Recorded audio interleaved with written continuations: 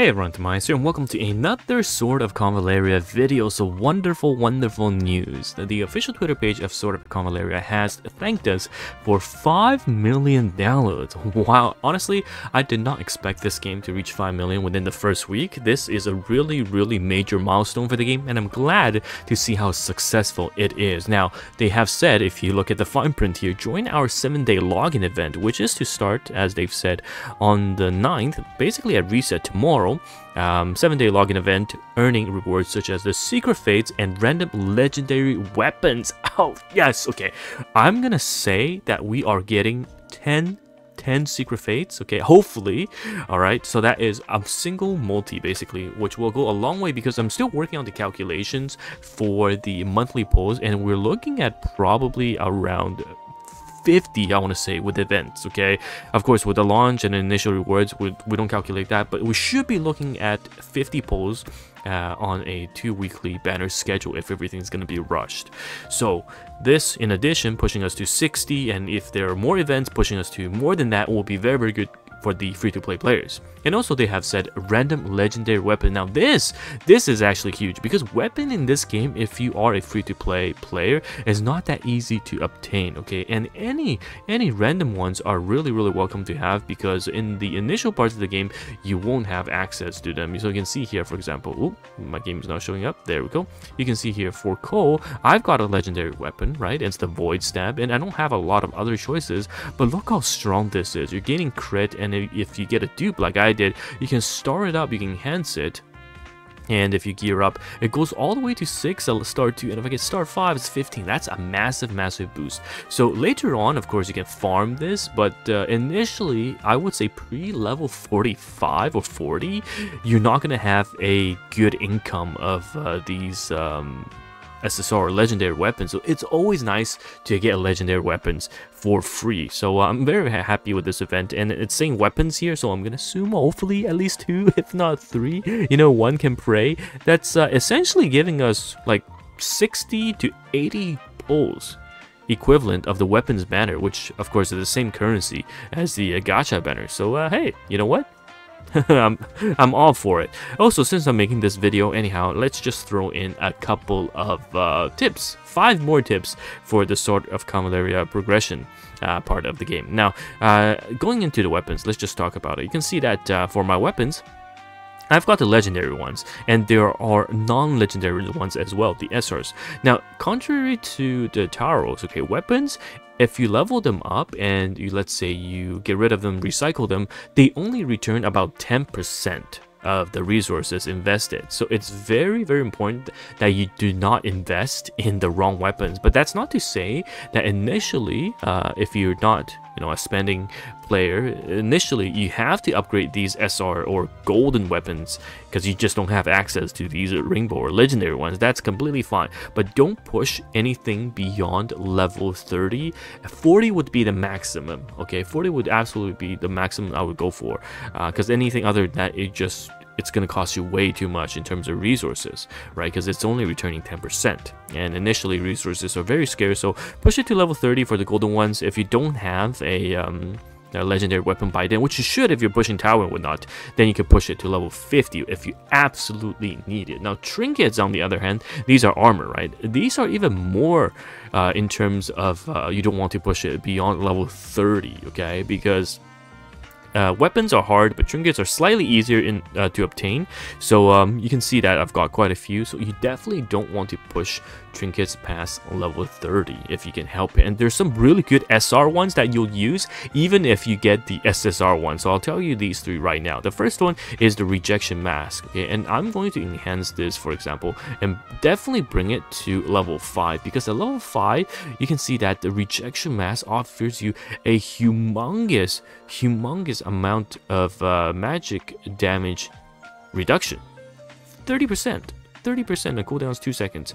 So this is super strong, because in some of the later stages when you're farming for specific I forget, it's a Taro one or is it the gear one, you need to carry this rejection mask because you have to reduce the magic damage coming in. So this is an absolute fantastic piece. Now the other fantastic piece is the evergreen pendant. Okay, so again, I'll show you guys how strong this is. So evergreen pendant, if you start this up at let's just say max level, right, star 5, because it's an SR, you when healed gains 1 random, okay, level 2 attribute bonus. It's attack or physical or magical defense, crit rate, or healing. Like, this is insane, and it triggers off of your own heals, off of lifesteal, off of every single thing that grants you HP. So this is super strong.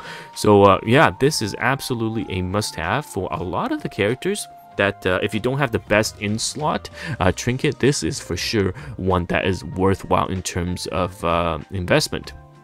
So yeah, I have a copy, and I'm probably gonna keep 2 and upgrade them as we go along. For example, for a character like where is she?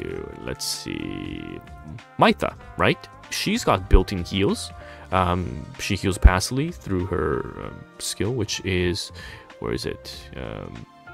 It's one of her skills. Come On Everybody also heals, but there's another skill that also heals as well, and it will trigger the Evergreen Pendant, which is just a fantastic source of boost. So that is another SR that you can keep. And then the last one I'll talk about, the SR weapon. If we can just exit out of here and go to inventory. I hope I have it. It's the purple pot. Let's see if I do have that trinket. This would be... I only have 1 copy. The disaster bottle. Okay, so the disaster bottle, you definitely want to at least have one at level 5, because this at level 5 is pretty insane. If we see the maximum, let's just go here at 5-star, you can see that it's an instant cast, so you still get your turn, inflicts 2 random level 2 attributes for 2 turns, and it can be used up to 3 times per battle, and it's a 2-turn cooldown, right? So it's gonna be super good. And the debuffs, the level 2 debuffs, are either attack down, crit down, physical magic defense down, and healing received. Like, if you get the enemy to lose their magical or physical defense or crit, I think this is crit resist down, this is absolutely amazing. So this is a fantastic SR trinket to have, and pair it up with characters that can debuff. Usually they will debuff the ones that is not applied currently on the enemy. So overall, a really good piece of trinket. So these are the 3 ones: the mask that has the magic reduction, the heal that offers the buffs on the heal, and then the disaster bottle are the 3. Okay, and these are very important because, again, it's 10% refund on the investment if you break it down. Okay, you only get 10% of the resources back. Now, last thing, actually 3 more things. I said 5 tips, but last thing about the gearing part is the Taro. As you can see, Taros, they all return 70% of the investment, and each Taro has their own base breakdown. You can see that they return these as well. So overall, it's not bad. Okay, overall, it's definitely not bad if you invest in some current Taros and then return or recycle them or break them down after you find better ones. That's a-okay, because Taro farming is going to be a very long journey. You need to have the correct set, you need to have the correct substats, you need to have the correct exclusive stats at level 50 when it's revealed. So Taro farming is going to be a long time, and it's good that it's a 70% return. Alright, next is the current stamina dump. Right, and there's been some conflicting resources regarding to where we should be spending stamina once we have earned our extra rewards and story. And actually, the current one that is really good is going to be Star Trial. I'll have a talent guide, but you should be farming Star Trial quite a lot, because upgrading and unlocking a Star Trial upgrades for the talent map is absolutely huge. Like, the amount of stats and the amount of abilities granted to you through your talent is pretty massive. Look at this. This is you know, 10 plus whatever max here, and then you get your P attack. I'll just show you, because this is bronze. Okay, I'll show you my Watcher's Path, which is silver already. I mean, look at this. 50 here, 50 here, and then you get percentage increase here as well, alongside magic, defense, physical defense, HP, tactical points. So these all add up together to quite a bit and get your roll bonus as well. So this is all very, very welcome, okay? And you unlock some of these Watcher's Path important stuff as well. I mean, look at this. All allies from the flag will gain 10% attack and defense. It recovers 1 energy and then reduces all skill. Like this is all amazing stuff. Okay, so make sure you upgrade your talent, and again, I will have a specific talent guide coming up, so don't worry about that. Now, last thing, this is from Reddit actually, so let's just show the website here. Someone posted, and you could actually use your Omni, or whatever they're called, the Omni stuff that you can use for your rank up, right? It's the same materials, the primordial thing. Primordial dust? No, yeah, primordial dust, and you can use it to convert them to the ores as well, the radiant ores. And you know that if you bought the battle pass or whatnot, you have thousands of these ores. So in the beginning, if you are lacking these resources, you could convert them. So don't worry about being hard capped and farming non-optimal stuff. And this is again just saying why it's super important to farm. So I'll go back the talent stuff, because the talent, as you're upgrading, you will be running short on the talent mats, right? But the primordial stuff, you have like thousands and thousands of them.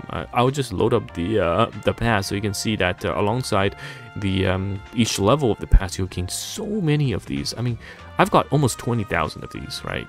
So you can see that there's quite a bit, and definitely those will not be the priority.